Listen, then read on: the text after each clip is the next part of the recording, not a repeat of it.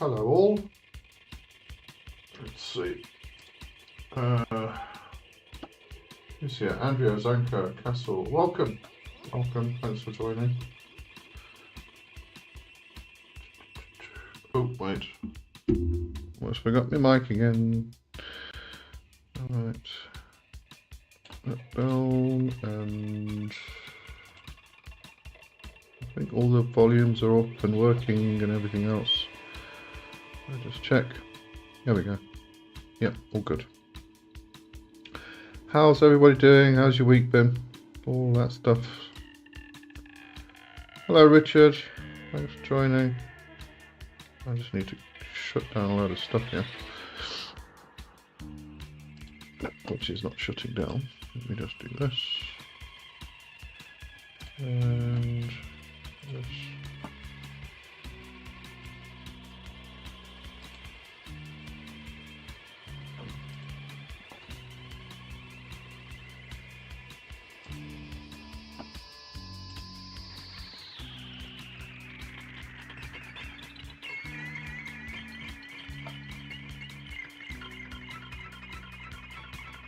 I hope everybody had a good week. We're in August, already.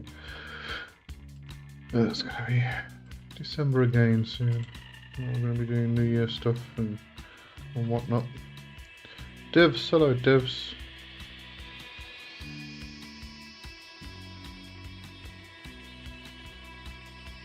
Oh no, what's wrong, Andrea? What happened? Shut that down. There we go. I'm all shut down. Okay.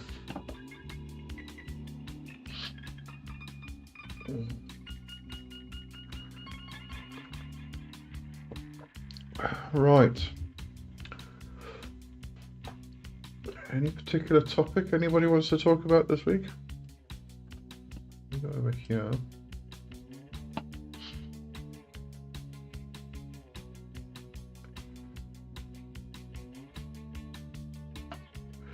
There was actually something I was reading.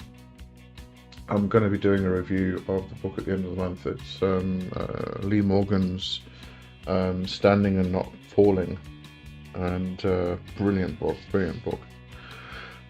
But there was a piece in there. It was actually the beginning of part of a fiction that he'd written, and it kind of like fit in with the chapter topic and everything. And it started off with the character having a conversation with the devil, and the devil came to him with a knife and said, "Please stab me, please kill me."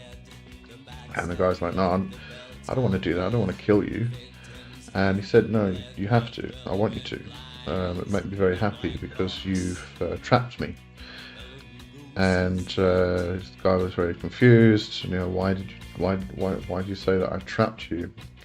And it's because he had put the devil into this form, had decided what the devil was, who he was, what he was, personified him, given him or her or it gender, and just trapped the spirit in this form. And we do this all the bloody time. We take these spirits and we trap them in forms, and we forget the immensity of their power, and especially the gods and goddesses. I mean, we give them forms that conform to what we like and what we desire and what we want, and it's not them. We need to stop trapping the gods. So I thought it was very, very powerful stuff, I must say. Great book. Oh, Andrea, bad week due to personality crash. Oh, that's never a good thing. Yeah, sorry about that.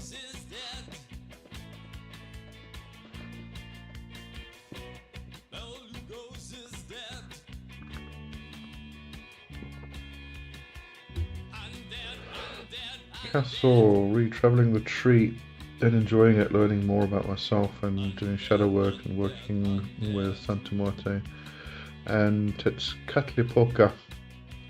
I've been bringing light to things I needed help with. Excellent, good stuff. That's really good. Yeah, I'm getting back into my regular practice. I've had to shift everything around. But I think I've got it all sorted out now. So back to normal, hopefully.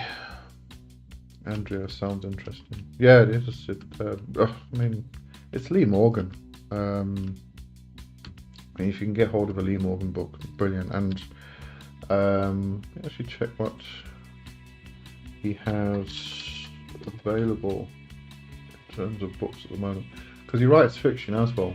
I haven't actually read any of his fiction yet.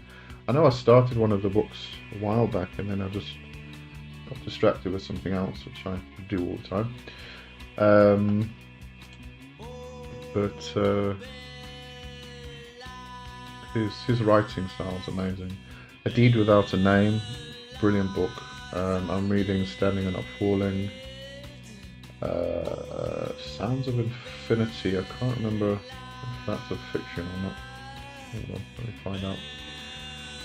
But he's got the Christopher Penrose novels.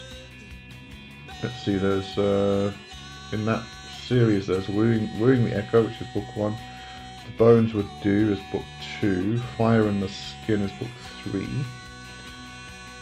And book 4 is Heart of Hidden Things. Oh yes, he also wrote, which I really want to read. I saw it just now. People of the Outside, Witchcraft, Cannibalism, and the Elderfolk. That should be very interesting.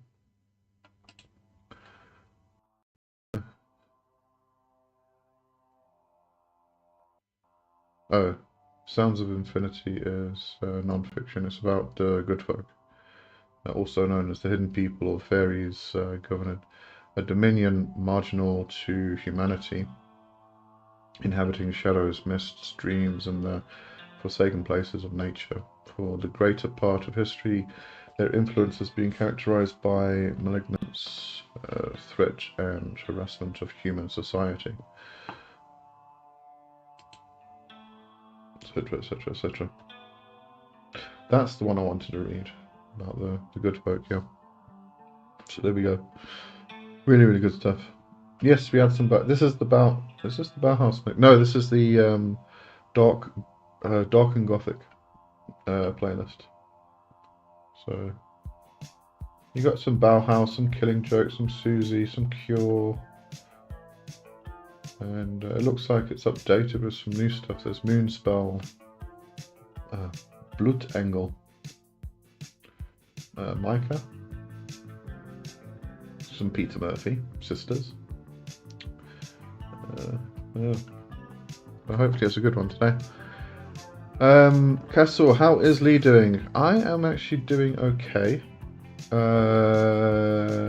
Health is better, I think. I'm still having some issues. I'm going back to the doctor on Tuesday, so I'll go talk to her about that.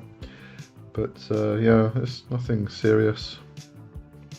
I think I hit an age problem. I think I've finally reached that point where I kind of, I have to stop saying to myself, "Oh, I'm not that old. I can still do it." No, you really do get to that point where you have to say, "No more," and change. So, how are you doing, Castle? I hope you're doing well. And Andrea, thank you for asking. Richard, Moonspell and Blutengel are great bands. I haven't heard them actually, so I'll see. Did I mention Moonspell on here? Yes, I did. Okay, so we'll find out. Castle Great Minds. Yeah. Thanks for asking. That's really kind of you all.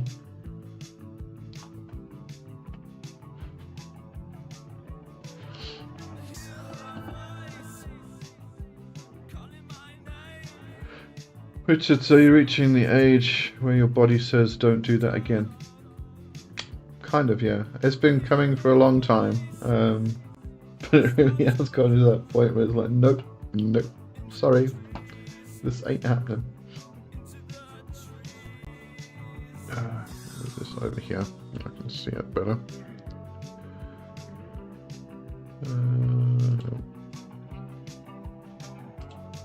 There we go.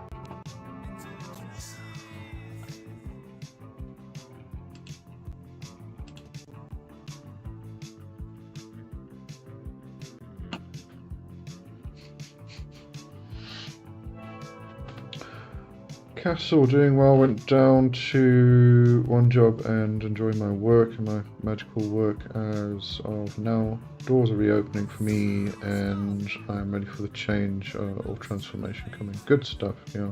I think you did mention you went back down to one job. It's a good thing to do. Sounds like you've kind of freed up a lot of energy and power. Which allows for those new doors to present themselves. So great stuff. Andrew, I'm 60 next Tuesday. Oh goodness me! Yeah, I've still got 6 years to go. So not quite there yet, but I am feeling it. Let's put it that way. Yeah, it's not for the faint of heart. Well done for reaching level 60. Yes, level 60. There you go. Good stuff. It's a good achievement.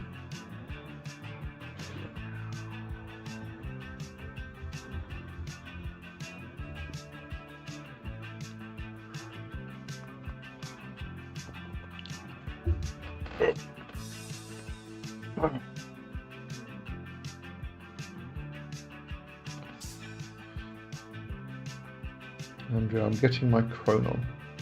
Yeah, you've got to do it at some stage.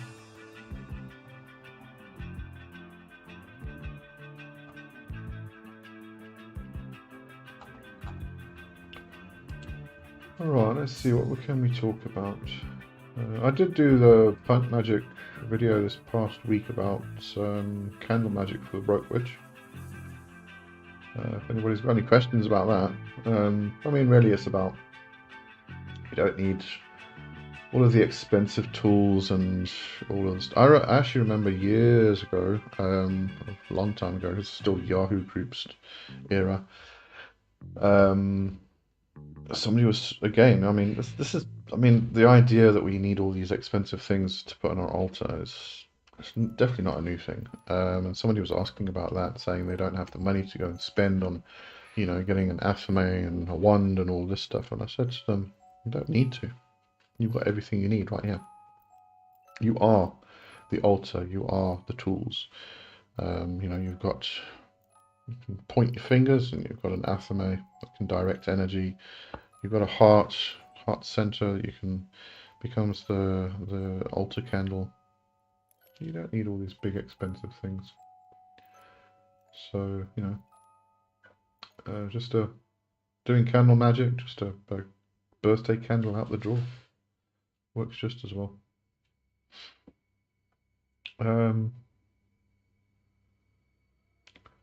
Castle, Morrigan, come to you, Andrea. No. That's not like it. I don't know what that emoji is supposed to be. That was a great video. It's a pleasure. Glad you enjoyed it. Castle, they're fine if they do. I got me feather and water and fire and a clay figure for the 4 elemental kings on my altar. They're very happy. Good. Actually, yeah, that's bigger text. I can see that better now.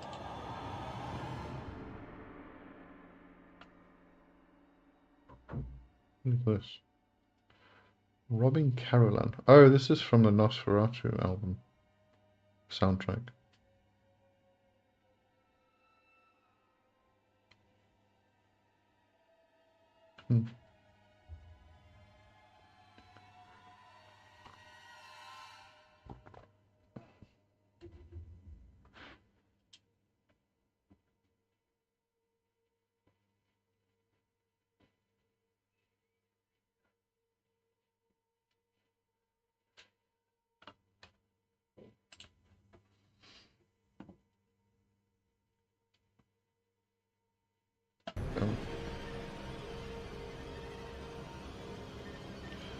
I'm just going to go to the next song because this one's not really fitting in with everything.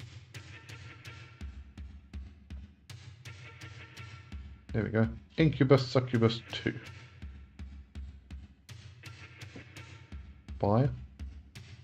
I'm assuming that's Small Deutschland. No. Andrea, can I ask for a bit of witchy assistance, please? Absolutely, go for it. What do you require? I'm sure everybody here will aid in some way.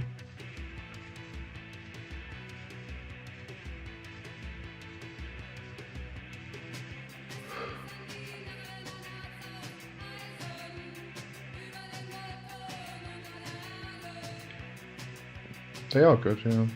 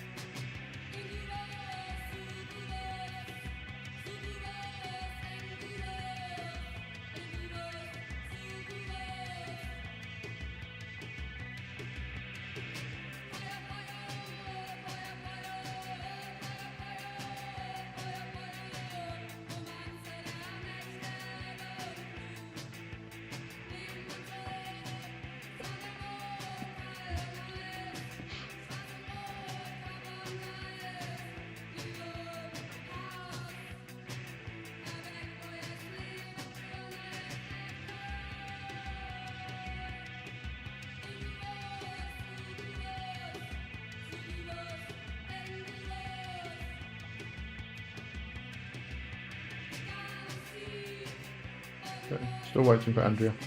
Here we go.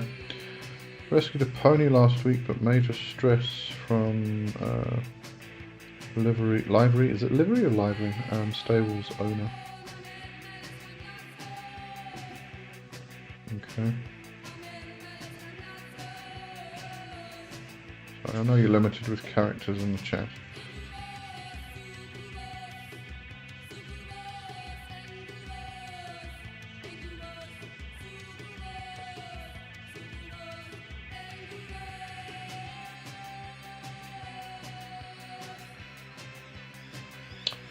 Harvey Mordcut is here. Problem again as usual. Oh no, what's going on? Seems everybody's got a problem today. Still waiting for Andrea to tell us a bit more about this.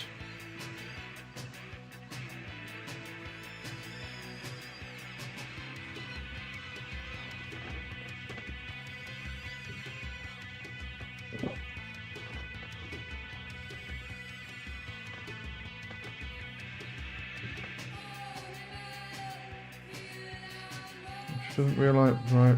She doesn't realise it, but she's bullying me. Are you talking about the owner of the pony that you rescued? Or the pony itself? Not sure. What do you need assistance with this? That's the main thing. And Loving Mordecai, it's about grounding, protection and cleansing rituals. It's foundational stuff, so let us know what you need and we'll talk about it, because it's very important, all of that.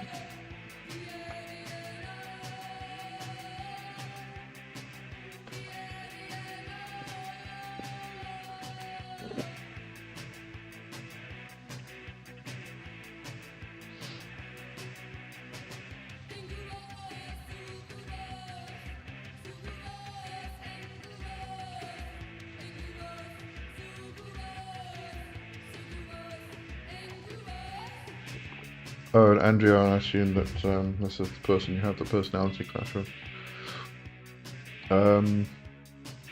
Maybe she does know. Library stables is like a boarding kennels. Okay. And castle horses can be that way. I've had them for 20 years before I got rid of them. Yeah, I think this is the person actually.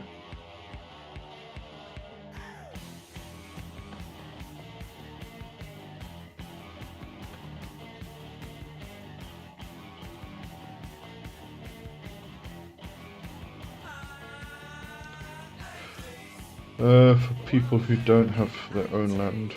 Yeah, okay. But let us know what you need assistance with. I'm still not sure what you need assistance with. Bavin Wardka, what are the best grounding rituals? Too much grounding blocks our paranormal abilities, is this true? Oh, no. No, it definitely doesn't block paranormal abilities. Grounding is very important. And the easiest and usually the most widely taught method is the become the tree. And you can actually move from the grounding aspect into a centering if you want to ground and center before ritual, and after. But I mean, really simple. You just imagine your roots growing down from your base, the roots growing down into the earth, and then just going through the earth and finding the grounding, finding the solidity, the stability. And then you can also extend your branches from the upper part, your torso and your head, and just extend branches so you become a tree. So you extend the branches out, and you can imagine birds nesting in the branches and all that stuff. So you become this huge tree, and in a sense you become the Axis Mundi, the world tree, the center. And then what you can do from there, the grounding aspect itself here is really rooting yourself in the ground, becoming solid, becoming stable, and you can pass energy back and forth. So if you've got an excess amount of energy, you can send it into the earth and into the sky if you want to do that. But I used to just send it into the earth, and you can, if you don't have enough energy, you can be fed by the energy of the earth itself. So you create this equilibrium within yourself of energy, and that's what the grounding aspect is. And then you can center yourself by pulling all of that energy. So you go from the tree into this column that extends to infinity upwards and infinity downwards. And then you just kind of imagine that column kind of decreasing in size, in circumference. And becoming this, and it eventually becomes this pencil width, and then it becomes just this line. And then when it's this line, you pull it from infinity above and infinity below, from above and below. You pull those two lines into a center within yourself, and you just become this little dot. That's your centering. So that's probably the best ritual I know. It's what I do. It's great. It's fantastic. I love it. It works every time. Alright, going back to Andrea. Horse is a darling. Stable owner is trying to push me out despite paying a month rent in advance. Oh, fuck her. Alright, we will get her to be nice. Castle down, why are they putting you out? Don't like you or the horse. Andrew said, we need protection from bullying stable owner and help finding a nicer place for them. Okay, so you actually do want to move. Alright. Yeah, it's probably easier anyway, because otherwise you kind of do work on the person and you have to keep doing it over and over and over and over again. It's just a pain in the arse, essentially. Or, I don't know if she owns the stable, that's a different story, but if she just works there, you can always get her fired and get a replacement. Here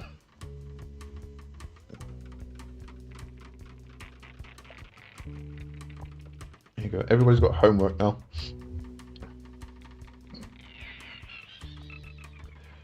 She doesn't think I'm up to her standards. Yeah, it's these hoity-toity, posh people that ride their horses and their stables, and yeah, I know that kind. We've got them here. You have to go. My niece actually lives on a plot where there's just stables everywhere. It's a very upmarket area, extremely upmarket. It's like, you know, the Lipizanas and everything else. Very kind of, you know, stick your nose up type of people. Oh, she owns the stables. Okay, yeah. That's a bit of a problem then. Yeah, try and find another stable move, but otherwise, until then, just you can freeze her. Do some working where you actually put her in the freezer, so she doesn't say anything. Tell her to get her to shut the hell up. Really about what you're looking for, I think. Over Mordecai, so just a simple visualization. We don't have to do any invocations, etc. What about mundane activities? Do they also ground you? For example, eating, playing with the cat? Yes, they do. So yes, simple visualization. No, you don't need to do invocations and stuff. And yes, mundane activities can help. Quite often, after a ritual, we'll say, you know, go and have a cup of tea and a sandwich. And that does help to ground.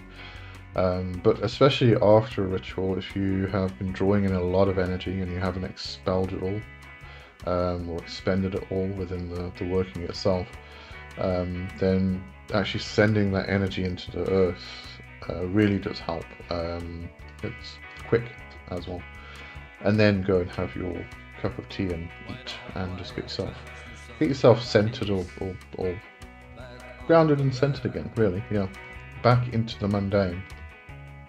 And it really is that kind of, you know, you've done your working, so you've been in the spiritual, in the magical, and you need to bring yourself back into the profane now, so you can function in normal life. So you kind of like expel the energy by sending it into the earth, and then you kind of take on that process of kind of bringing yourself into the mundane by eating, playing with the cat, as you said, all of that kind of stuff that you do in the mundane. Andrea, yeah, she's pressuring me, and when animals are concerned, I worry. Yeah, well, you should be.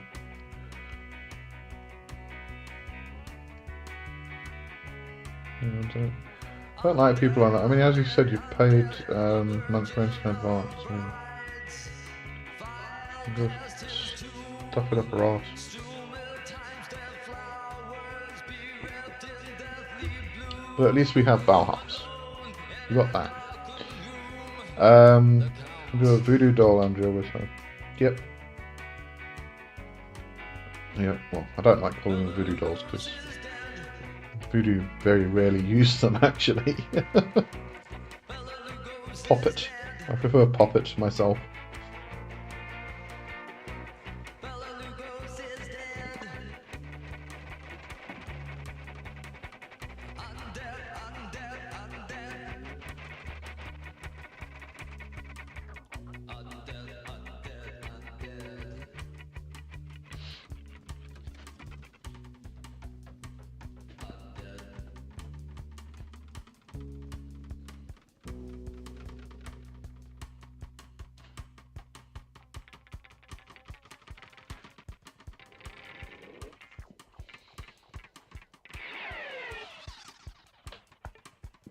Yay, Bauhaus and yay, Poppets. Yeah. Two very good topics. Dears, I feel you there, Andrea. My thoughts will be with you. There you go.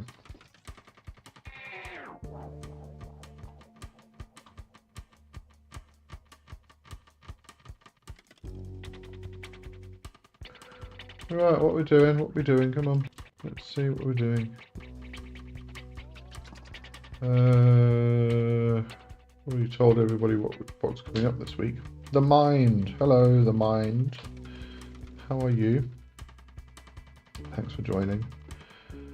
Bobby Mordka. Now I could repeat the same question regarding protection and cleansing, especially cleansing from negative entities. I have a natural tendency to attract pests. Vedic cosmogram analysis result. So generally, if you are doing a daily practice where you are keeping your vibrational state high. And that can just include a meditation. It can include making offerings, just simple, not like huge rituals or anything. I mean, my prayers in the morning are just like, good morning, how you doing, hope you're well, and I offer some water and incense and candles and whatnot.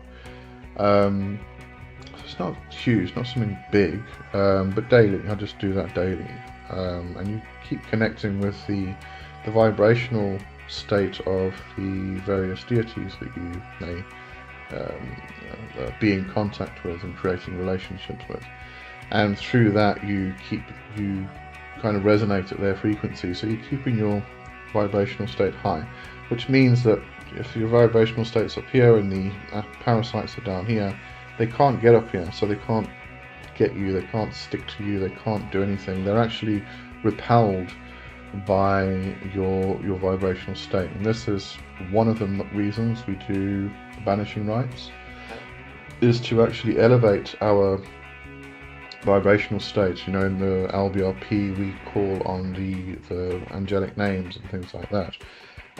It's because we then resonate at that higher frequency, or resonate with them, and our frequency changes. And because of that, the negative entities, the parasites, etc., are repelled, because they cannot stay in with us or within that space that we are creating that ritual in.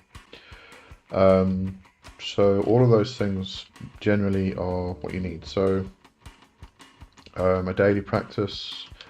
Jason Miller speaks about this. He did change his mind regarding the banishing rituals in his more recent edition. He went one way, I went the other way, actually. He went from, do a banishing rite like every day and 2-3 times a day if you can, to revising that to saying, no, don't do it so often. I kind of went from the approach of don't do it often because you don't want to banish things from your life, to doing it every day, because there are different types of banishing rites, and how you actually approach the banishing rite you're doing at the time can differ. You can use a banishing rite as just a cleansing. You can use a banishing rite to reset the space. Negative, positive energy gets expelled. You reset the space. So used in various different ways. So you can do a cleansing, and that the banishing rite / cleansing daily can just be your shower. If you have a shower every day, just get in the shower and you physically wash off the dirt, at the same time energetically wash off the energy, the dirty energy, and do a cleansing every day, and then keep your energy level, your vibrational states high, and you should be fine. If you need additional stuff, then you can start looking at doing spiritual baths, getting a bit more focused on expulsion of the negative energies. But that daily kind of cleansing and keeping your vibrational state high, really usually all you need. As I say, it depends on your situation. You may need a little bit extra. It's a bit like, the example here is usually you move into a new house and you have an installed security system, and it's just your standard security system. It's not something huge, or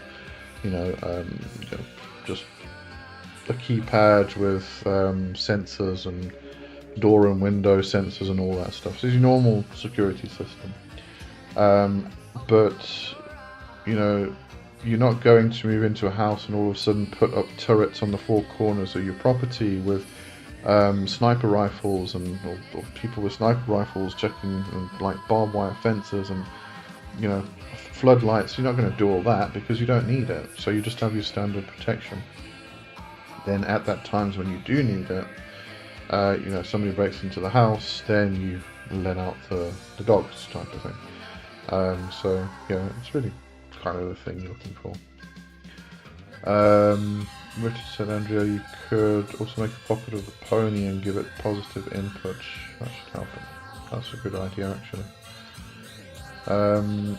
Andrea, yeah, protection and cleansing. This snob has me feeling disempowered. Oh yeah, then you definitely need to do some elevating work to alter your vibrational state. You know, call on a deity that brings that positive aspect to you and start to resonate at their frequency and change your own. Bobby Morka, this is my biggest problem, emotions. Mars in Scorpio, 12th house. I'm not an astrologer, this just goes over my head.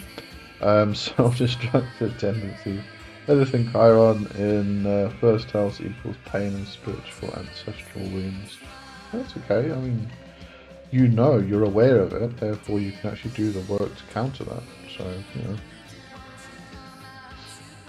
For self-destructive tendencies, you might want to look at doing sigil work to counter self-destructive attitudes.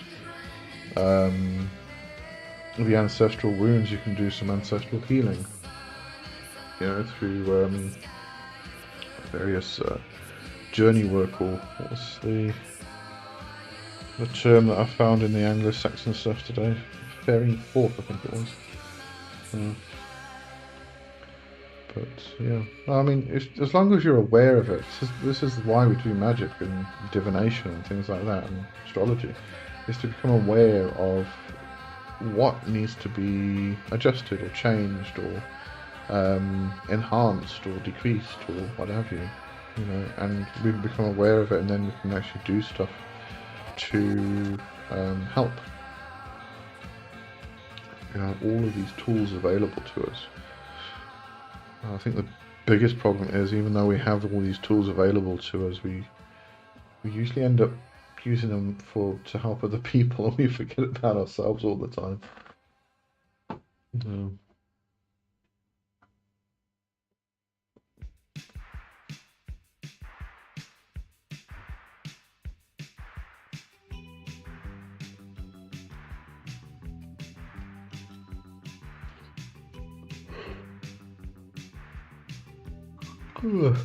Excuse me. Sunday evening again. This is actually my wind down time for the week. I do enjoy this. I feel so much better afterwards. Is that Downak?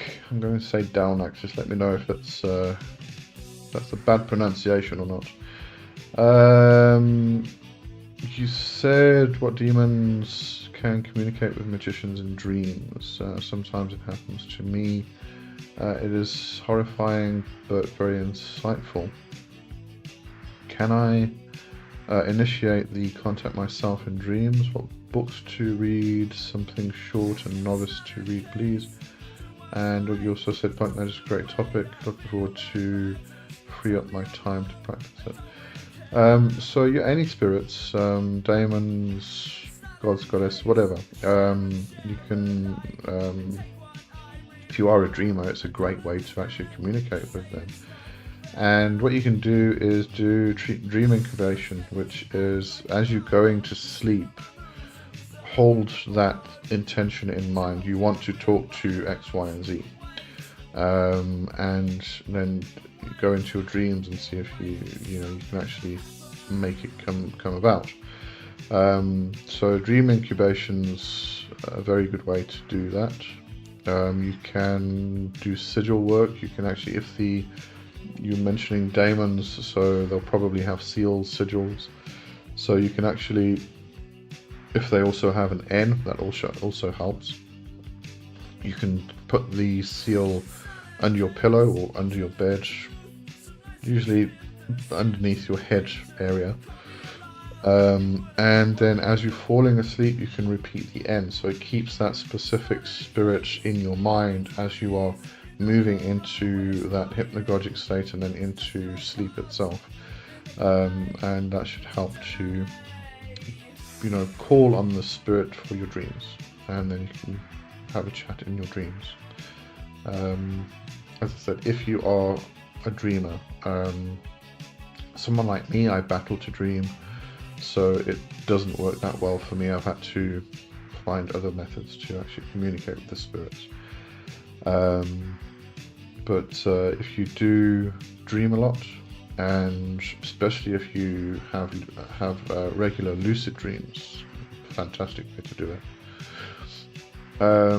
By the Mordecai, my great-grandmother was persecuted for witchcraft, and I am supposedly tasked with healing ancestral wounds. That's what the astrologist said, not me. Yeah, I think we're all... I think when we come to these paths, we become aware of all these things, and I personally think that we should all be doing ancestral work. I know some people don't find it useful or don't want to do it, that's fine, but I personally think we should all be doing it. Because, we want to, well, not everybody works with gods and goddesses and spirits and everything else, but most of the people on this chat, at least, want to work with spirits, and the best spirits to work with are the ancestors. You get in communication with them, and if you want to go speak to other spirits, it just becomes easier. Yeah, I think because of that, because we are aware of these things, then we get put in a position where we're kind of like forced to do ancestral healing. And it's a good thing to do. It helps you more than anything. It breaks particular patterns that have been repeating themselves through generations. It may help, possibly not in your case, considering where you are, and just, as far as I know, you're indigenous to the land itself. But there may be some colonialization in your past and things like that. So I don't know. It depends on your own ancestry. You said your great-grandmother was persecuted for witchcraft. I think most of our great-grandmothers were probably persecuted for witchcraft, to be honest. Especially in Europe. If your ancestors are from Europe, that's going to be a big thing, because most women were, whether they were witches or not, and most of them weren't. They were Christians. So yeah, just go ahead and do it, and it'll probably strengthen your relationship with not just your great-grandmother, but the mothers of your line, and it's going to be fantastic for you. It really is. Castle, yes we do, and we forget we have our keys to our own prison. Oh yes, yeah. What's the tarot card? 9 of Swords, I think, with the woman with blindfold, arms behind her back, and the swords. I think it's the 9. Yeah. Make our own prisons. Andrea, you just read my mind. I was just about to say that. I think I'm asking for a little extra protection from my witchy brothers and sisters. Okay. If that's what you're looking for, that's what you've got. You need the extra protection. Then you have it. There you go, Richard sending it. Castle, sweat lodges will help you with your ancestors' work. If sweat lodges are available. It's not really, as you should know as well as I do, you don't want to just go willy-nilly into someone's sweat lodge and they don't know what the hell they're doing, because that becomes quite dangerous. So, I mean, for me, sweat lodges are not available. Nobody does them. Well, I think there's one guy that kind of was travelling South Africa at one stage, but I don't think he's here anymore. He was from indigenous to America. I can't remember what tribe or anything like that, but yeah. But no, I wouldn't trust anybody in South Africa to do a sweat lodge, to be honest. Baby Mordecai, the spirits of our ancestors are closest to us, but not all of our ancestors were good people, and many of them followed a religion that condemns our interests. So this is an interesting thing. When we talk about ancestors, for some reason, and I understand why,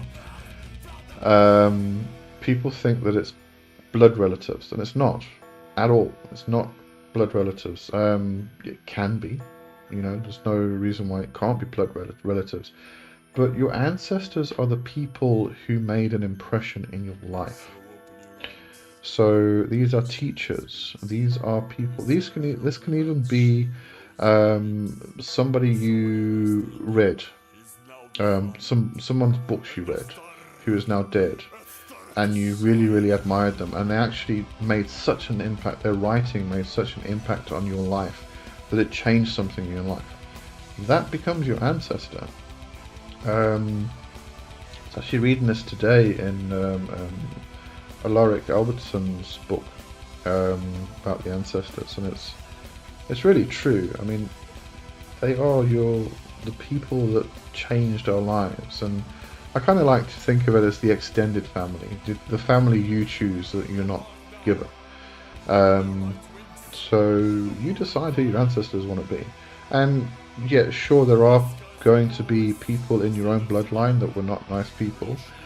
Sometimes that is part of your ancestral line that sometimes don't want, but sometimes is necessary. You may need to overcome something yourself, and that person will help that process. And you also need to recognize that, you know, there have been certain people in our ancestral line that were not nice people, but we are here because of them.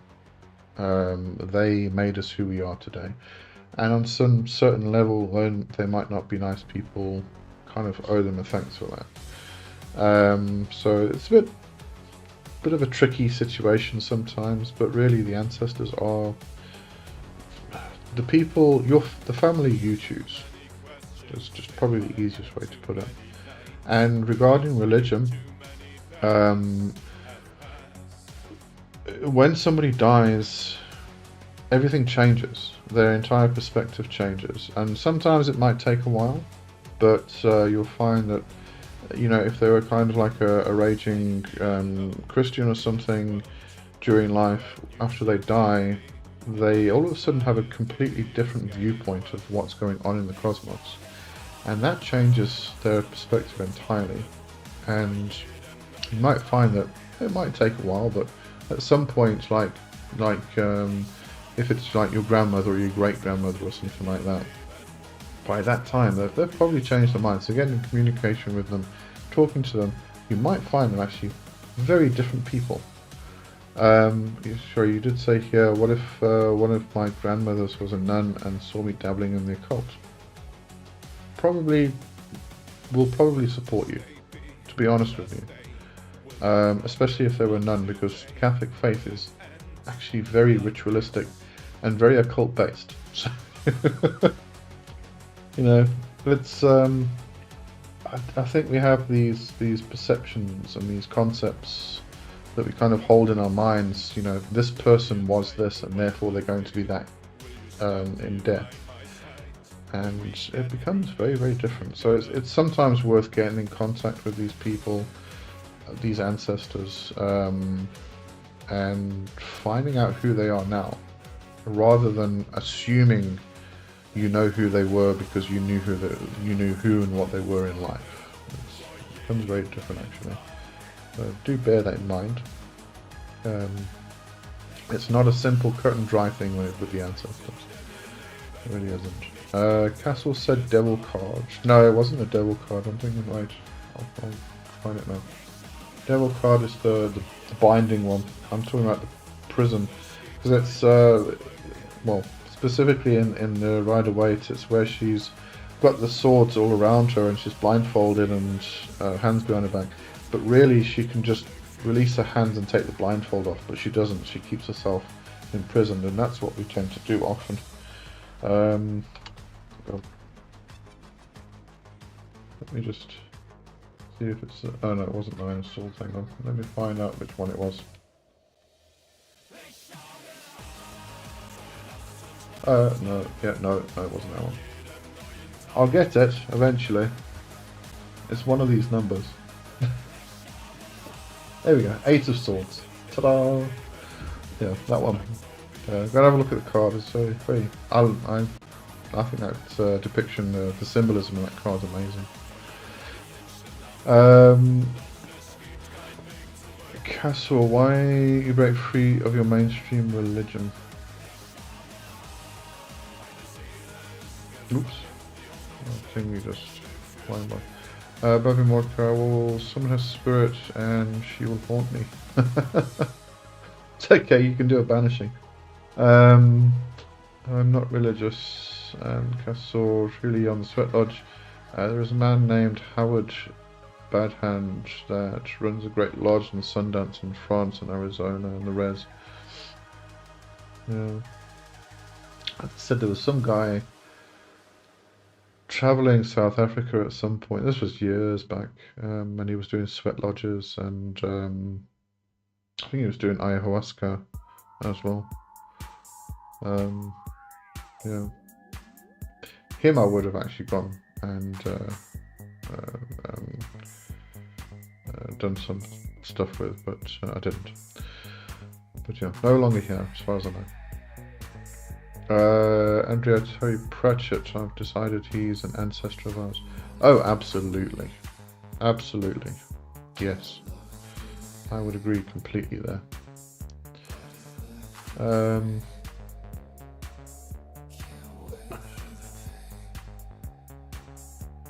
Bobby Mordecai, the Pope approved the new apparitions of Monte Sant Onofrio. Did you hear? Someone's mother-in-law appeared. I don't know anything about that. I don't really follow the Catholic faith at all. I hear a bit of news here and there, but no, not really that interested, to be honest with you. Andrea, death certainly opens up perspective. Oh yes, absolutely. It's strange. I mean, even I've noticed as well. It's people who have just died. The attitude changes. It shifts. It's kind of like there's more understanding. They're not as often as abrasive and kind of in your face. There's a difference immediately, but over time that becomes more and more open to the possibilities and the perspectives of the cosmos that the dead are exposed to. Really. Balaam, Eight of Swords. Yes, that's the one. Yes. Here you go. I'm glad you knew what I was talking about. Beto, hello. Thanks for joining. If you've got any questions or anything, just let us know. It's just for anybody who's new here. This is the Covenstead. It's just gathering of witches. We all get together every Sunday and just talk about what we want to talk about. So there's no specific topics or anything like that. If you've got any questions, just drop it in the chat and we'll discuss it. Moving Wardco, it's strange the Vatican approves someone's private revelations. I don't know, the Vatican do some strange things sometimes.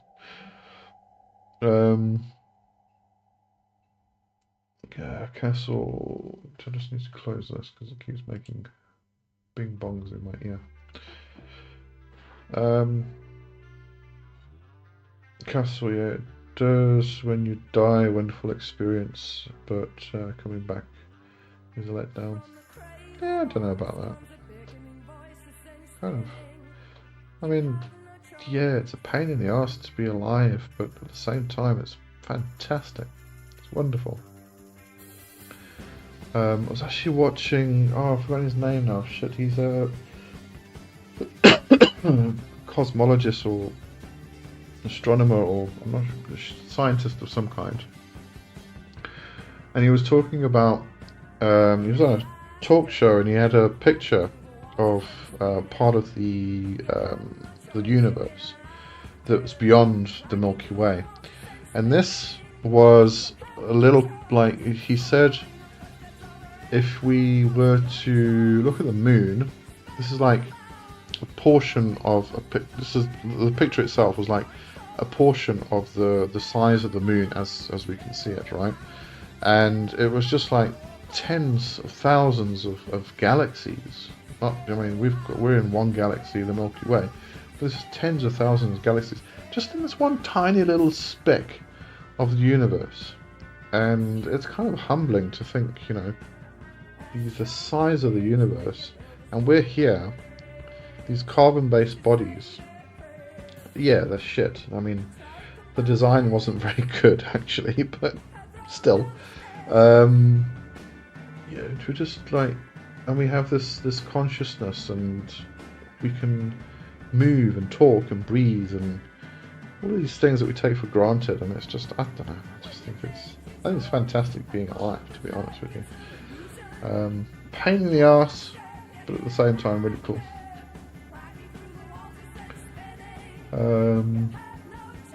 Black Magic Society, hello, thanks for joining.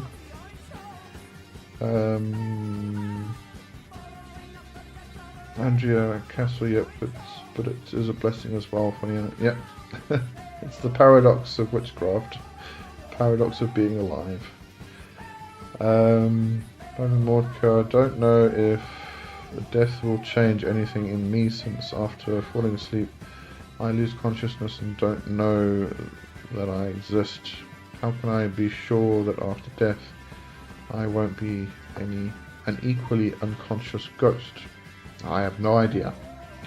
And anybody who can answer that probably will be dead. So you're going to have to go talk to the ancestors in that regard. But maybe you need to do some dreaming work with your dreaming body, and actually build a relationship with your dreaming body. And you know, there's this understanding within Toltec warrior path in regards to the dreaming body that when we fall asleep in this physical incarnation or body, then our dreaming body wakes up and carries on with its day, and then when it goes to sleep we wake up and carry on with our day, and we have this interaction back and forth. So one of the tasks of dreaming is to actually build a relationship with your actual dreaming body, get to know it. Be quite an interesting experience, I think. Yeah. Castor, it is Andrew dying twice and coming back was wonderful, and learning experience, and peyote after and learning what you are to do here is a good experience. Yeah, wouldn't recommend it to anyone. Well, the dying part. I don't think it's something we really have a choice in when it happens, but yeah. Beto, hi. What books would you recommend for a solo practitioner, beginner of high magic, and on how to channel or work with spirits? I would actually recommend Modern Magic. Sorry, I just forgot the author. It's an old book, but really good one. Donald Michael Craig, Modern Magic, 11 Lessons in High Magic. It's just one of those kind of like evergreen books that specifically high magic serum, you know, that it's just such a good book for anybody wanting to learn. So yeah, definitely get that, start there, and do that before you start working with spirits. By the time you've gone through that, you'll probably find that working with spirits actually comes quite easy. But Jason Miller's book, Jason Miller, Consorting with Spirits, that's the one. That would be a great book to get in regards to working with spirits. So those two. So Jason Miller, Consorting with Spirits, and Donald Michael Craig, Modern Magic. There you go. My two recommendations. If you need me to put links in the chat, just let me know so you get the right books. Richard, sleep is like a preview of death, but with ass. Like that. Yeah, so good. Andrea, the reality of things, finally. W. Johnson. Yeah, the reality of things is more of an exploration of loads and loads and loads of different practices, from witchcraft to ceremonial. But if he's interested specifically in high magic, then I would suggest that one. But thank you, Andrea. Thank you for promoting my book. I actually forget that I actually had books. Oh, the latest book. I don't know if everybody's seen what I do. I did bring out the necromancy book. I did the courses, but also created the book for anybody who wants a bit of a different one. Blame it, Richard. We can never escape the ads. Nope. Marvel. Hello, Marvel. You're a bit late. That's okay. How long have we been? Oh, we've been on for an hour now. That's okay. Thank you very much. It's just an absolute pleasure. Right. So, brings us to the end of that chat. Now let's. What's next?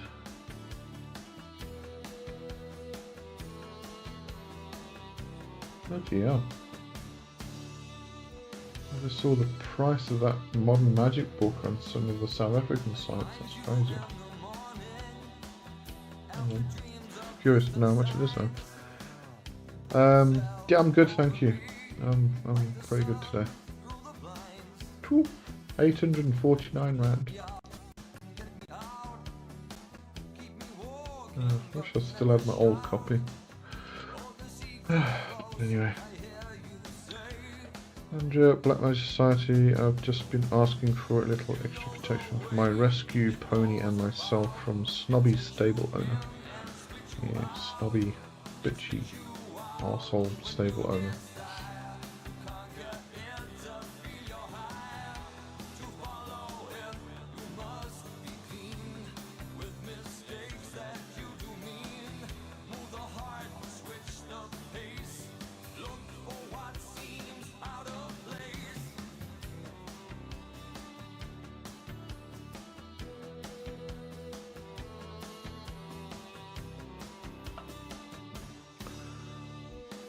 I see that Modern Magic is actually on YouTube. It's the Google Playbooks channel. So you can get the audio, you can listen to the audiobook if you want it. Narrated by Chris Sorensen. Interesting. Andrea Peter Murphy. Yes, it is indeed. Oh no, I didn't really listen to that Blut Angle. And Moonspell. Okay, let's see if they're coming up again. No.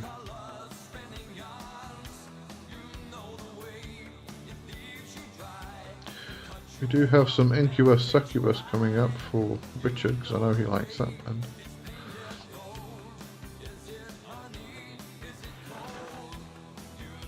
Oh.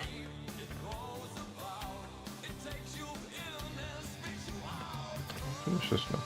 Okay.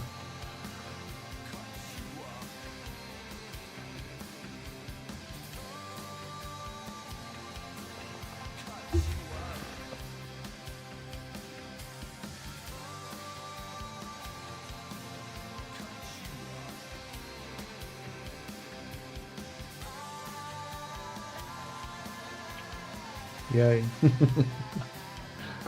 Yeah, it's quite a way down the list, so I hope we get to it. We should do. Yeah, we should. Yeah. Not that far down.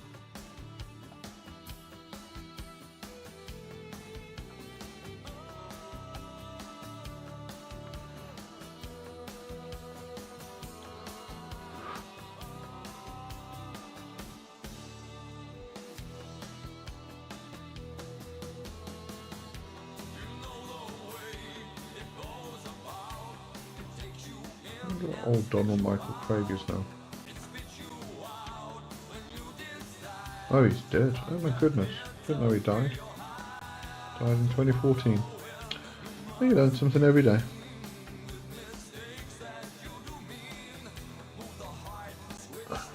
James 2.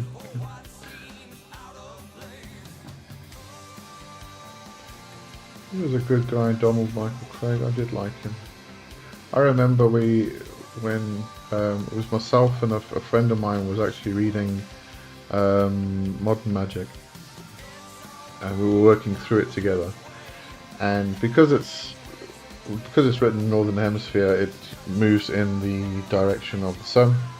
You move called Geosil or Jeshul. But obviously in the Northern Hemisphere that's east to south, to west to north.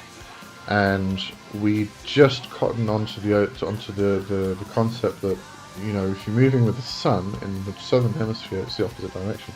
So we actually wrote to him, we sent him an email and asked him what we should do, and he replied to us, and we're like, we were blown out of the water. This famous author replying to us. Really cool though, nice guy.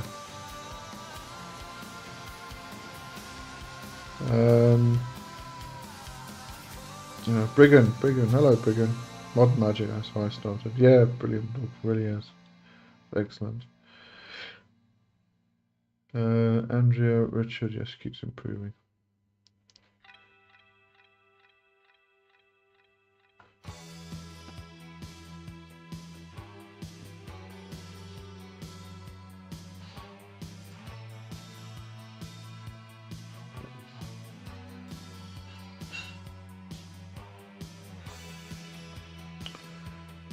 And Beto, that's awesome. Yeah. It's kind of fun when you're this new practicing magician or witch, and you kind of write to this famous author, and you don't expect anything back, but all of a sudden you get a reply, and it's like, ooh. It kind of adds a whole new perspective on the person, I think. It's really cool. Briggan, hello. DMK wrote a fa.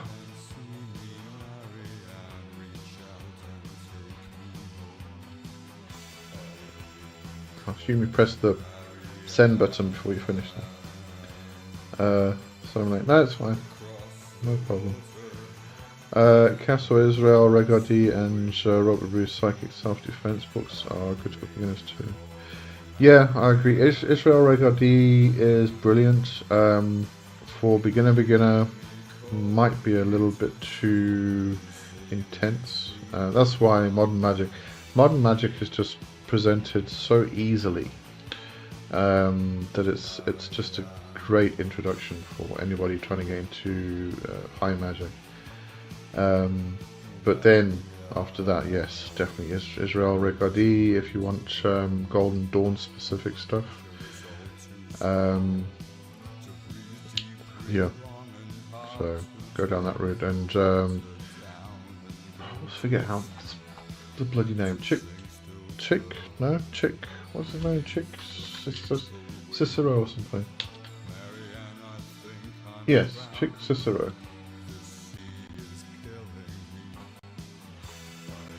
And his wife Sandra, they wrote a load of books regarding the Golden Dawn material.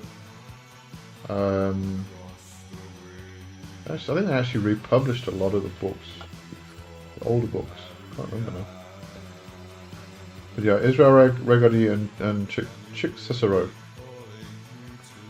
are the best sources for Golden Dawn material. Mimelek, hello Mimelek, and Dragon, hello. Thanks for joining.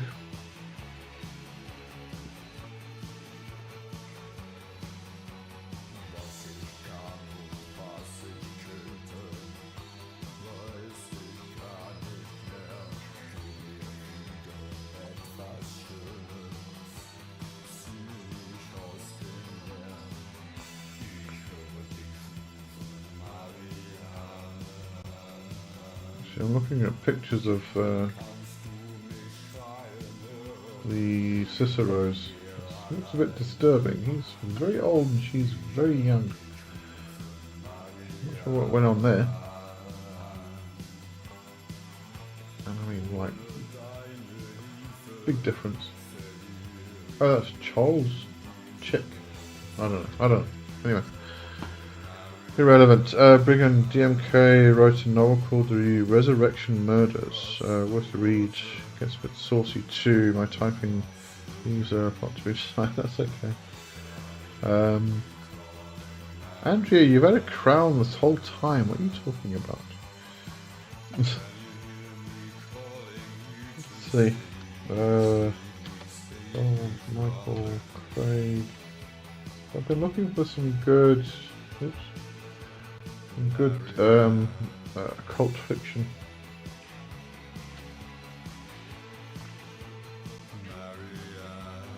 It's called Resurrection Murders.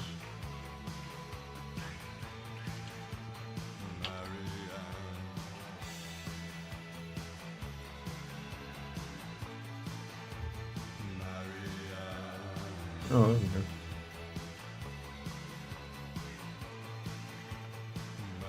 Yeah. Definitely not going to be available to me on as a paperback.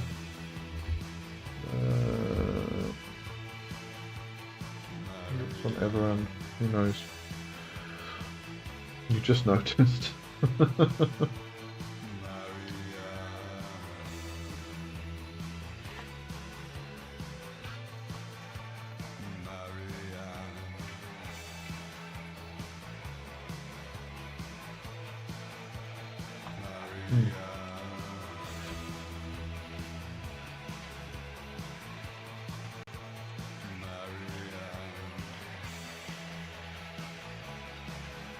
Oh, there's a whole website called resurrectionmurders.com.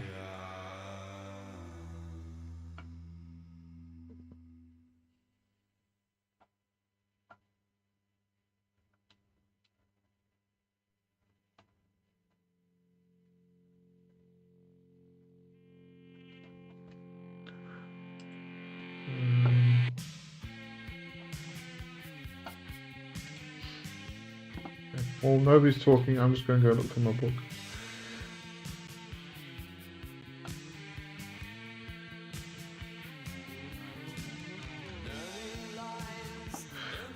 Bobby Walker, how about Christopher Pensack's books? Oh, brilliant. I'm not really into them myself, but they are. He's a great teacher and author, so you know, definitely worth reading.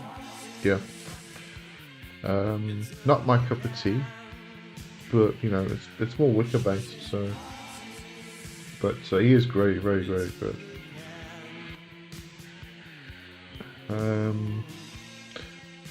Talnak, sorry for the late response. I will note dream incubation technique. Thank you, it's a pleasure. You spoke my name right. Okay, good stuff. Don't bother with my name. What about Lon Milo de Ketbos? He's good, very good. Again, from a Golden Dawn. No, well, Golden Dawn, but mostly actually Selima. I mean, he wrote a hell of a lot of books about Crowley. But yeah, no, he's very good. Lon Duquette is excellent. As I said, more of a Thelemic approach. So, you know, you've got your Golden Dawn, which we would say is after modern magic, is more your Israel Regardie and Chick Cicero. If you want to go more into the Thelemic, then yes, Lon Duquette. And there's somebody else. I can't think who it was now.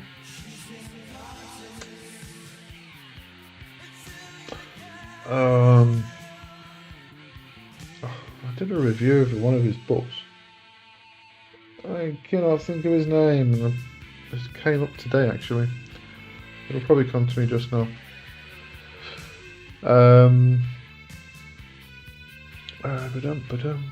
Richard, another great Bauhaus song. Hang on, let me try and find this.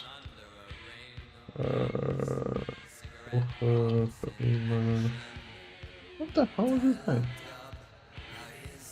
David Schumacher. There we go. Very good. I really did enjoy David Schumacher's book. So yeah, that's more the Thelemic stuff. Fabian Wadker, the Covenstead workings. Well, yes, it's Robin Artisan. I mean, you can't go wrong with Robin Artisan if you ask me. Yeah, no. Clovenstone workings is brilliant. If you do want to kind of understand Robin from the beginning, then oh no, my brain's gone again. Hold on. Robin Autumn books.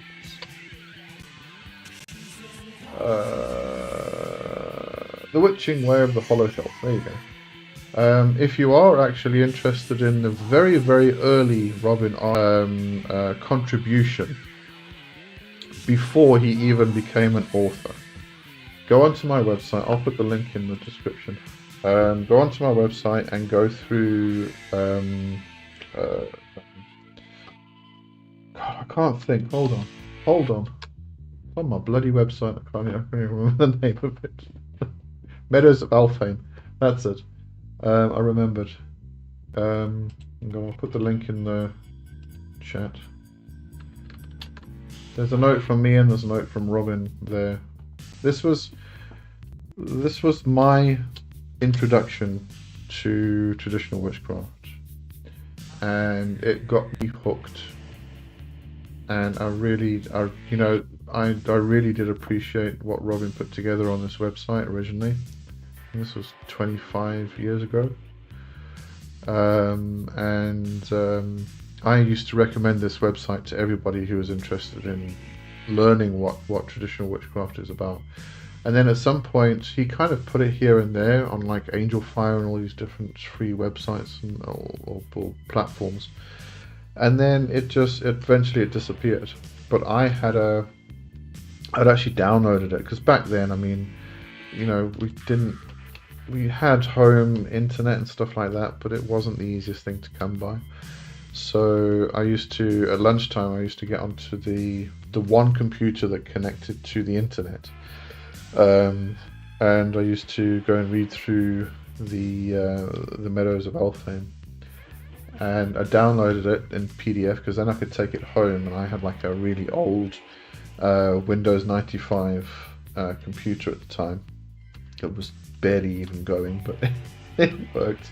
And then I could sit there and read the PDF as well and go through it and everything else. So I still had the old PDF that I downloaded like years and years and years ago. So a few years back, I wrote to Robin and I said, look, do you mind if I actually republish your website, because I got it a PDF? And he's like, no, go for it. It was a great project. At the time, he was actually working on, it was creating a book, I think, for the Meadows of Alfheim, and it was taking the old material and kind of expanding on it. I wonder if he actually finished that. I don't know if he did. Maybe he was talking about doing artwork. Hang on, let's see.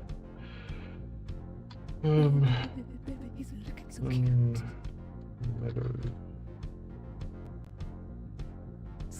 Could be the Resurrection of the Meadow, I'm not sure. No, that was before, because when was that published? Because it wouldn't have been longer than 5 years ago when I asked him if we can do this, and no. Resurrection of the Meadow was 2010, and he was working on the book at the time. I don't know.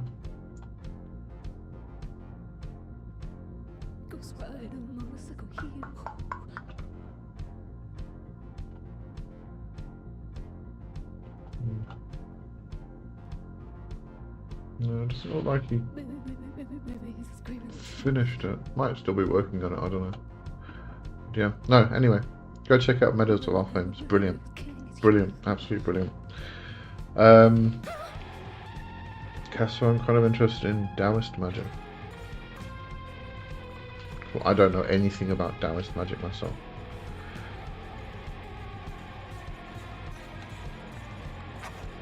I'm actually currently getting into Anglo-Saxon paganism, heathenry. I've been instructed to get back to my heritage, reclaim my heritage, my roots, and things like that. So, looking into the Anglo-Saxon stuff, and there's more available now. I did try looking into it a long time ago, and at the time there wasn't really much specifically on Anglo-Saxon. It's I mean, it's still heathen. It still ties in with the Germanic and the Teutonic. but the language is slightly different. And but now there's some good stuff, really good stuff. But getting into that at the moment. Andrew, I think I might have a wander to Alfheim after we have had supper. Yes, that's the news. Yeah, no, it's such a, it's kind of like one of those books called where you kind of got to the end of the page and you had a choice. If you took this action, go to this page. If you take this action, go to that page. It's a bit like that as well. So they're really good. Mimolek, Jiangxi Chinese vampires are so much fun with Taoist magic. Okay, I'll have to take your word on that. Andrea Alistair has been cooking. Oh my goodness me. This is definitely massive news. Congratulations.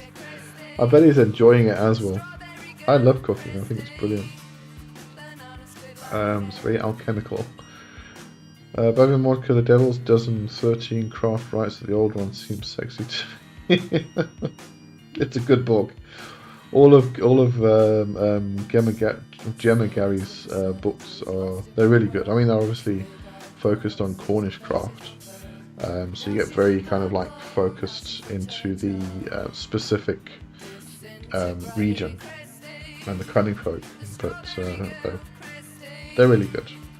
Gemma Gary's works are really, really good. Castle, from my understanding of Taoist magic, it involves a lot of Qigong and Nigong and working with spirits and balances of the body. Good. Well, you can learn all about it and then you can let us know. There you go. You can do a presentation for us. There we go. Bobby Mordka, but Gemma Gary is apparently very Christian in her witchcraft. A lot of people are. Especially if you get into Germanic. I mean, if you have a look through English law, witchcraft, there's a lot of Christianity in it because it got integrated into folk magic.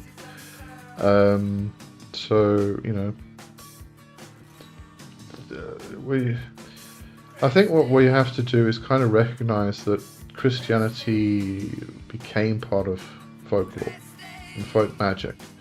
If you go and look through the leechcraft and the charms and all of that stuff, there's a lot of inclusion of Jesus, Mary, God. I mean, if you go into mythology, specifically at Glastonbury, for instance, there is particular mythology that talks about Christ actually coming to the British Isles, and he came with Breit, who was his godmother. There's a lot of interesting mythology surrounding that, but I think we have to recognize that Christianity did integrate with folk magic, but to say eventually, yes, they were Christians, they became Christians, but to say that the old folk witches and folk practitioners were Christian at some point, probably not. No, I'd say no. And I think that's what people are trying, like Gemma Gary, are reclaiming now, is this old folk practice, which did have that Christian influence, and that, they kind of, these new gods, this new religion, these new people came to the land and they brought their gods with them, and the folk which would sort of kind of, I'm just imagining, I mean, it's a bit going back a bit, I definitely wasn't there, but the folk which would have probably sat there and go, oh, let me see if their gods are as interesting and as powerful as our gods, and then they worked with their gods, and that would have been Christ and Mary and the angels and the saints and everything else. So it's just a perspective that would have happened, and then obviously, it became the prevalent, the more dominant religion, over time, and therefore people became Christian. But that influence, the inclusion of Christ and Mary and everything else within the charms just remained. So yeah, it's going to be there. There's no way of getting out of it. There are a lot of people who are trying to reclaim practices that are pre-Christian, and there are those who practice traditional witchcraft which just find it included. So, you know, it's infiltrated into everything. Castle, I'll try. Oh yes, no, you have to definitely give us a presentation, and you don't. Andrea, thank you to the witch here who reminded me about licorice and getting Alistair into the kitchen. Castle. There we go. Beto, when I turn on my fan before bed, I can sometimes hear what sounds like people talking. Has anyone had that experience? It's probably, there could be two things. One would be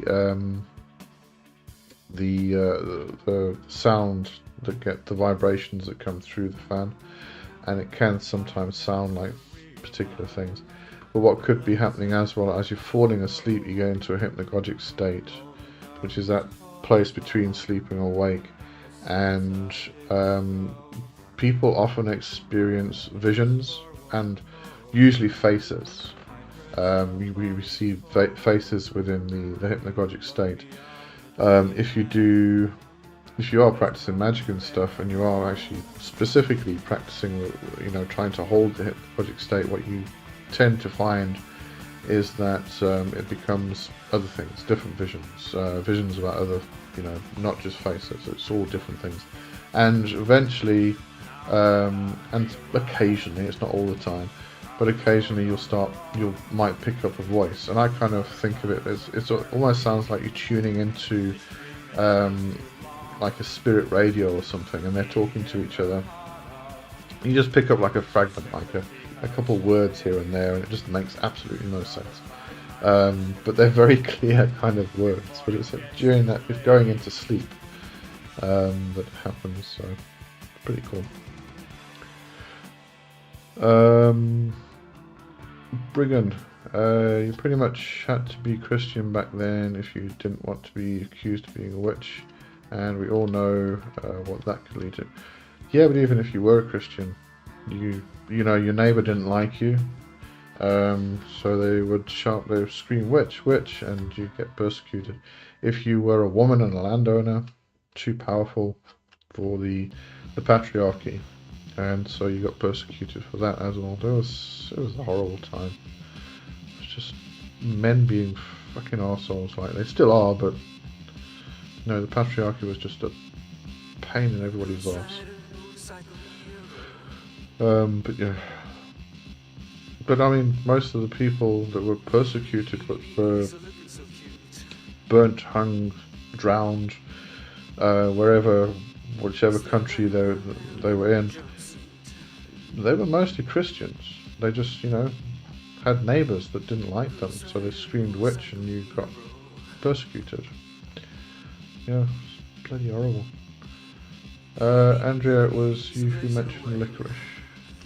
That was at Castle.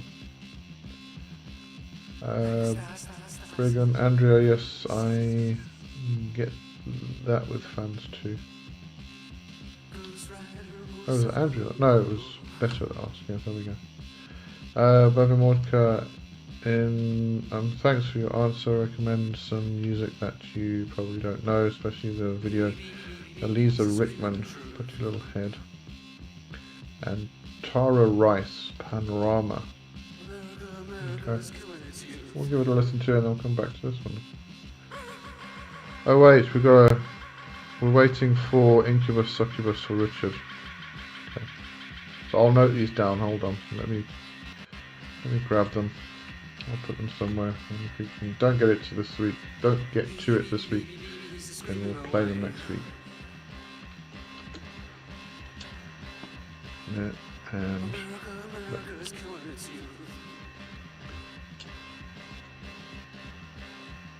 oops. Yeah. Okay. Yeah. Go away. No, no, go away. It's not going away. I've got a pop-up that won't go away. There we go. We're gonna get the fan thing wide awake. Yeah, it's probably just the vibrations of the air moving through, and you change the vibration. It sounds like voices. But Regan, seriously, where I am, it is only the law that stops people being like that now. I am in the country, and it is all churches around here. Yeah, no, I think it's like that in a lot of places at the moment as well. It's insane. We are living in very strange times.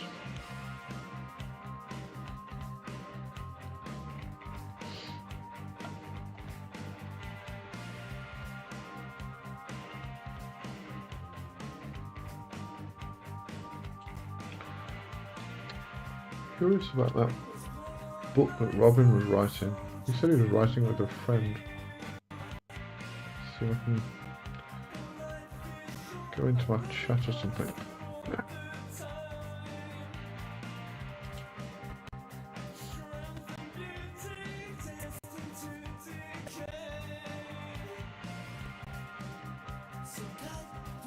Gotta go enter a bloody pin now.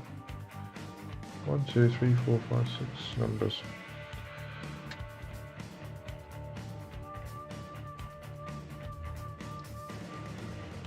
Right, Robin.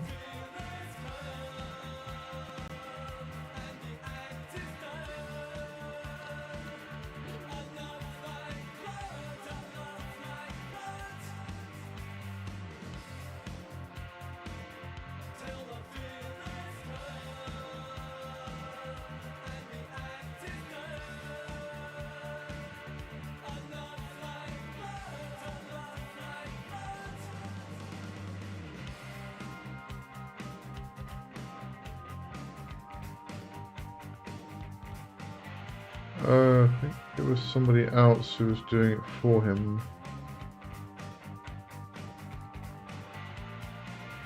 No, Robin was going to update the text.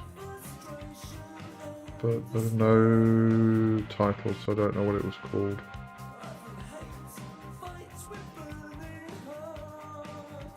Oh, wait a minute. This might actually be a note that he actually gave everybody on the Meadows of Elfame front page. Just check. Oh yes, here we go.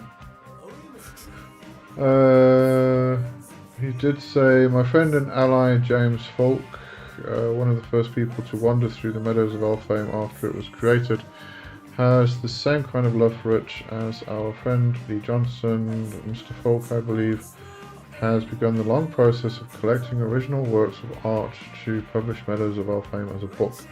For his projects, I will be updating the text, making it more reflective of our present comprehension of the same mysteries that this original website was grasping for. Okay, so there we go. It went under the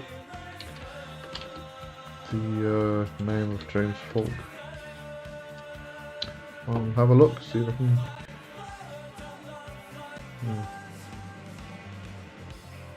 figure it out. Where am I? Andrea, fans and AC units vibrate in a frequency range where it can sound like talking, also freezes. Yeah, that's what I thought. But I think it's also the changing of the air as it goes through the fan. But yeah. Castle, only problem I've had this week is other witches surprises me.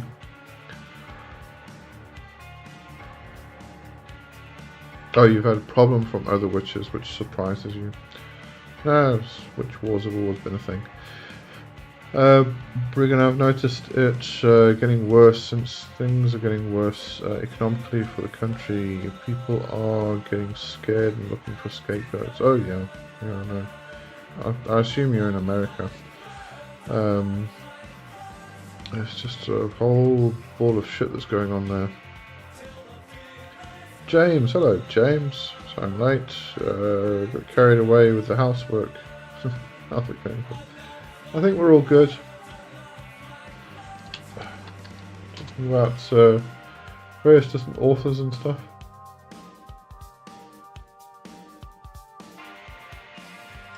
Let's see if this is up.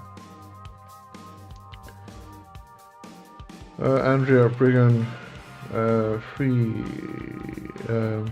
Brigham Free. Yes, I think scared people don't want to be responsible, so go looking for scapegoats. Oh, absolutely. Absolutely. Yeah, it's not the same. James Falk. Beto, I work in college campus that is haunted, and I had my name called out from the radios of the kitchen staff used to communicate with each other during business hours. It was 3 AM when that happened. Cool. I would love to be in a haunted house or haunted whatever. Yeah, and if it called out through the intercom system, that's cool. You should get in contact and find out who they are. That would be fun. Oh, you're in the UK. Small town in farming land.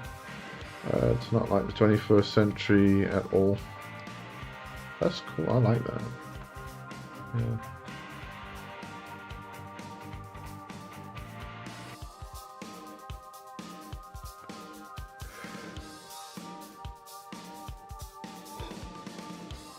Excuse me, mate.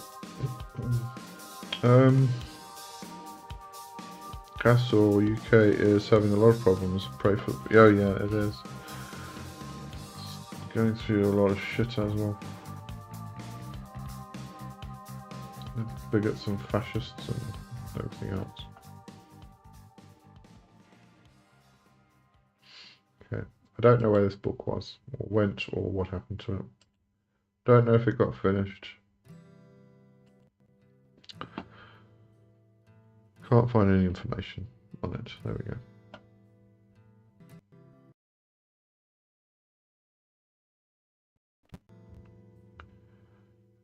Richard, we've got 3 songs to go, or 2 songs to go, and then it's your Incubus, Succubus song. It's vampires, by the way.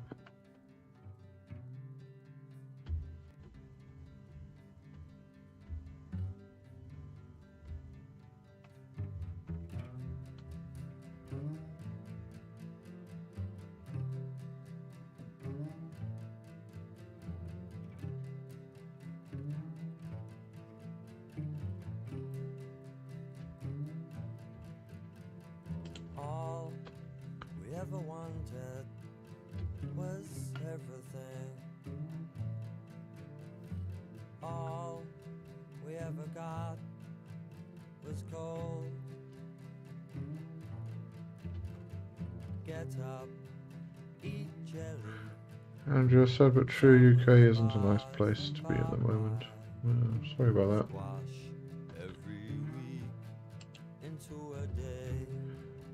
I saw my older brother in England wanting to move in with me in the USA. Oh, goodness me. Yeah, that's bad. That's really bad. I'm trying to help him. No.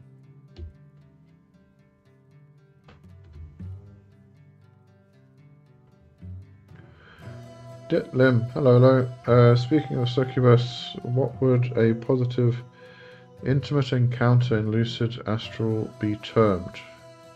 I'm referring to an unprovoked but positive encounter. Well, if it's a succubus, it won't be positive. An actual succubus, not some kind of imagined succubus that seems to be going around at the moment. An actual succubus is a parasitic entity, so that's not going to be a positive intimate encounter at all. But you can have an intimate encounter with a variety of different spirits. What would it be termed? I'm not sure. A lucid dream. It's just a dream. But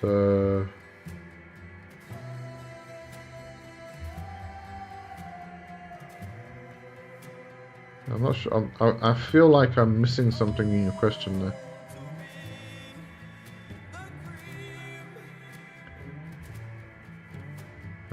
Let me know. But I was cleaning an office when it happened. It said my name 3 times in less than a minute, and I got chills all over. I'm sure you did. But yeah, was not just an interesting exercise, but I think a very good exercise is to get in contact with these particular spirits that are inhabiting locations. You know, they may be disembodied dead, not necessarily like land spirits or house spirits or something like that, but they still hold on to that place for a reason. It might have been because they died there and they don't really understand that they're dead. That's what I found anyway. A lot of the time, you know, people die and they don't actually realize they're dead. And it can be, God, generations, decades, since they died, and they still don't realize that they're dead. And so somebody has to come along and kind of like help them. But yeah, if the ghost is trying to get hold of you, trying to communicate and talk to you, then just wants to make a friend. Doesn't mean it's going to be a negative entity or anything like that. So find out who it is. They may be able to actually help you in some regard as well. Be very useful relationships. If not, vanish. Simple as that. You know, if they do prove to be some kind of parasitic entity or malevolent force or whatever then get rid of them. But don't kind of assume that they are. And I think this is where a lot of people, even in the pagan communities and in the magical witchcraft communities, it's like, you know, oh, there's this spirit in my house. How do I get rid of it? Why do you want to get rid of it? You don't even know who it is. It could be your house spirit, and you're trying to like expel the spirit of your home. People just, it's this whole people bringing their Christian worldview into their pagan practice, and it's, you know, you need to stop and think a bit more most of the time. Brigand, don't believe what you see on your news over there. There are a lot of false stories on US news, especially Fox News. Oh no, I've heard, I do know Fox News is very, very bad and very, very Trump-centric. Castle, a mimic. What was that in regards? Oh, mimic, yeah, as in a spirit which is mimicking something. Yeah, could be. Or a spirit that knows you. Andrea Boone can be a bit saucy. She can be, yes. I do agree with that. I don't think I've mentioned it, but yes, she can definitely be a bit saucy. Yeah. Castle, big and free. I had a question.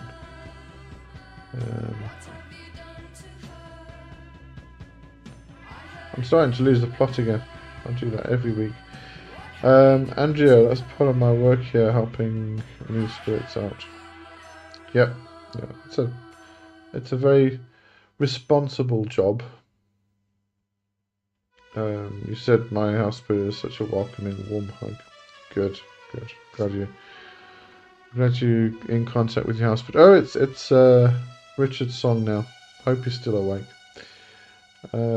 Brigand and CNN. I haven't watched CNN. I didn't realise that CNN was still going. I haven't seen CNN mentioned anywhere in ages.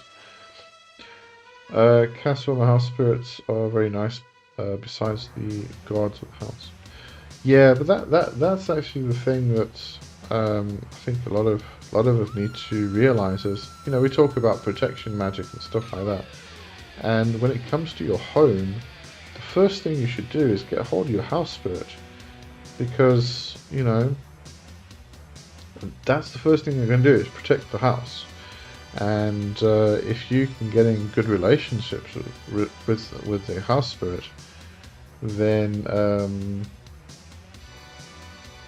it's very beneficial for you and your family. You know, because they're not just going to protect the house; they're going to protect the inhabitants of the house as well.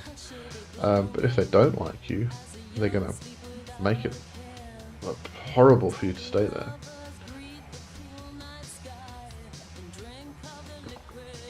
Castle listening to the Thunderbirds talk right now. Cool. I love thunder. I do love a good storm. Richard, yes. Thank you for the song. Good stuff. Glad you like the song. Bobby Modka, there is a pseudo-ufologist in Poland, more of a follower of the Mayo UFO cult, etc. He claims that summoning spirits causes the death of children because the spirits have already incarnated. What do I think of that? It's my response. It's that's hysterical. Oh God, no. People just come up with the weirdest bloody shit sometimes. They really do.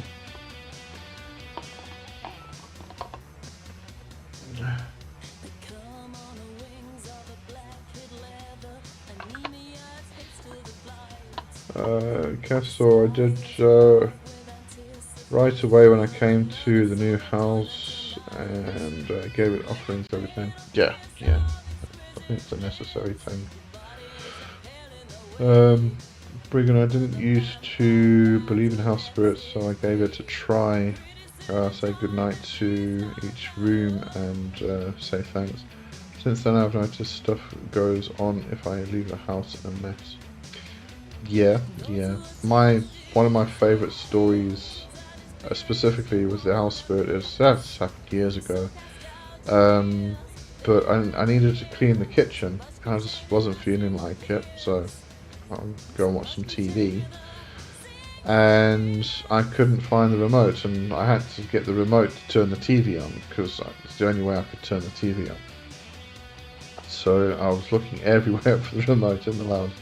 I moved absolutely everything, and I'm not lying. I moved everything on the coffee table, under the coffee table. I even picked up the cushions off the chairs to see if it had gone down. Couldn't find this remote anywhere, so I thought, okay, fine, I'll just go clean the kitchen. So I cleaned the kitchen. I came back and I walked into the lounge, and the remote was on the coffee table, right in the middle, in plain sight. So yeah, they'll do things like that.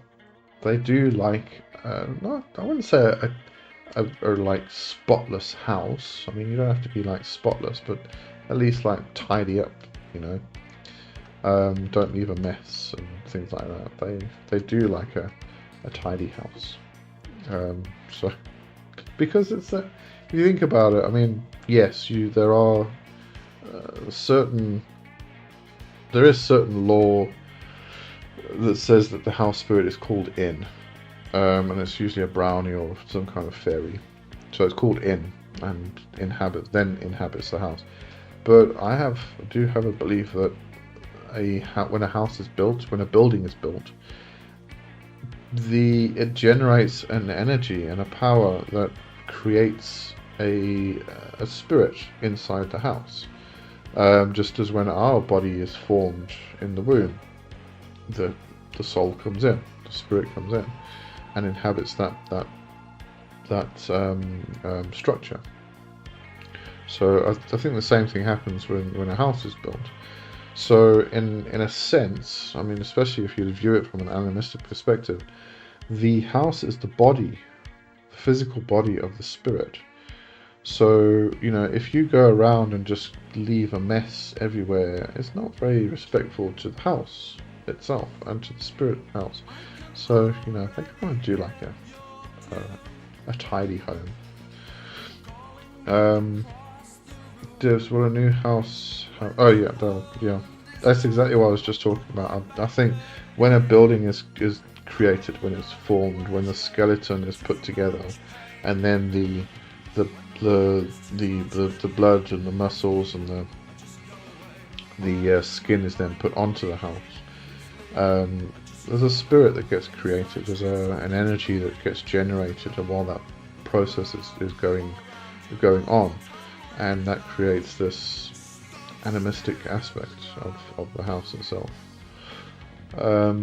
Cast all my gnomes, that god, the house and my hellhound does a good job. Cool. Castle, I've got a question for you. I've had 2 spirits following me all my life. One is a woman's spirit and good, and the male spirit is negative. Any advice for me? Talk to them and find out who they are. It's really what you need to do in any situation like this, is find out who they are and then take it from there. I mean, the woman's spirit, for instance, could be ancestrally based. Could be your ancestral fetch, for instance. And at the same time, the woman's spirit being the positive and the male spirit being the negative, they could actually be aspects of the same spirit. Possible.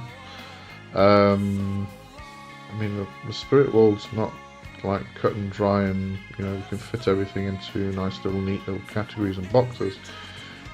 So best thing is to talk to them and find out who they are, and then take it from there. And the male spirit being a negative could have a reason for hanging around. We need some negativity in our lives. You can't remove all the negativity, otherwise you force yourself into an imbalance, which is not a good thing. So you might find that there's a very good reason and purpose for that particular energy being around you. So talk to them, find out who they are. Brigand, yes, things go missing and turn up in strange places. Yep, that's the house spirits. They love doing that. Andrea and Ann told me about that. What the missing TV remote? I think that happened. That would happen long before I even started YouTube. So before I met you, actually. Not sure. Better, did you hear about the death of a man caused by the antibiotic? Oh yeah, I think I heard something about it. I don't really. I think that's all just hype and ridiculous stories most of the time.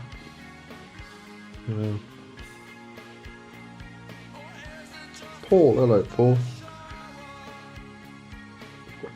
Alright, Castle said thank you, it's a pleasure. Now Paul's very late.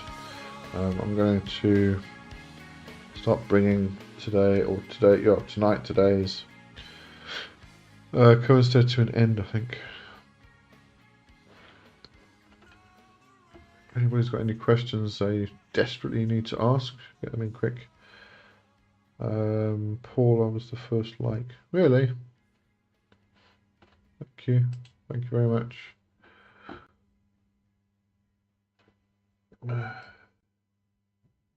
Didn't even check the stats today.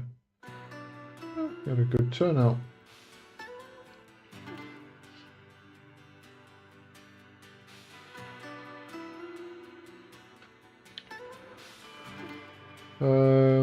Andrea, time isn't linearly. No, it's not. Absolutely not. Oh, you were just. Oh, you were here. You just didn't say hello. Okay, that's fine. Don't worry. Just distracted in the meantime.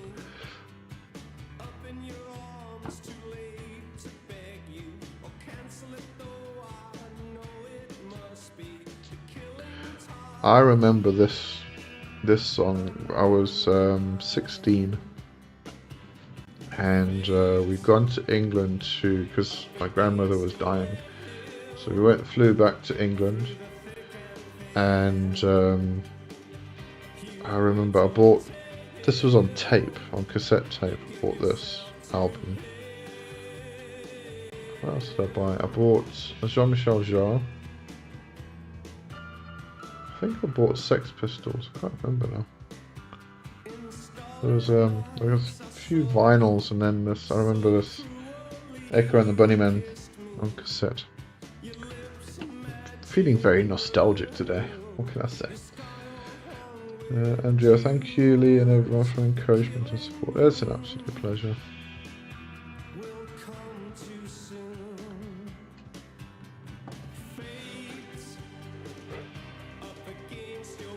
Paul, good regards to everyone. I just started working with Belial these past few days. Anyone want to share some thoughts from their experience with him? I haven't worked a lot with Belial. I did about 5 years ago. I think I've got some videos where I did some chanting to Belial.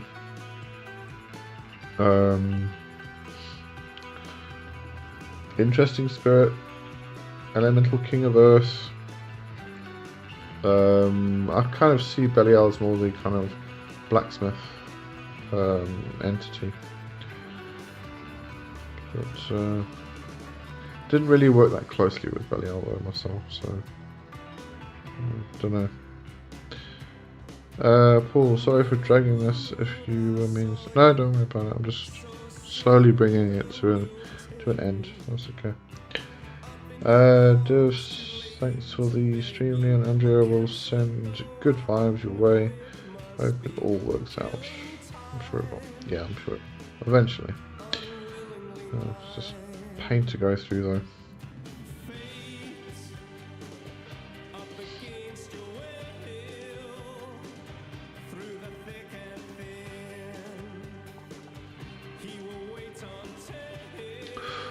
Sorry, coming back to Belial, I do know that Belial can be a bit of a taskmaster. So, you know, it's the kind of spirit you need to get your shit together with. So do bear that in mind when you're working with him. Oh, it was actually Belial I did a pact with. And my promise was to give up smoking. Yes, I remember now. I gave up smoking. So, yeah. I must actually revisit that, I think.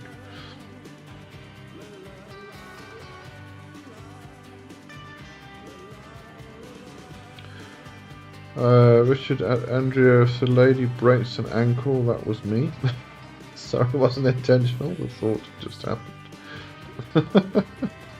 Good. She deserves it.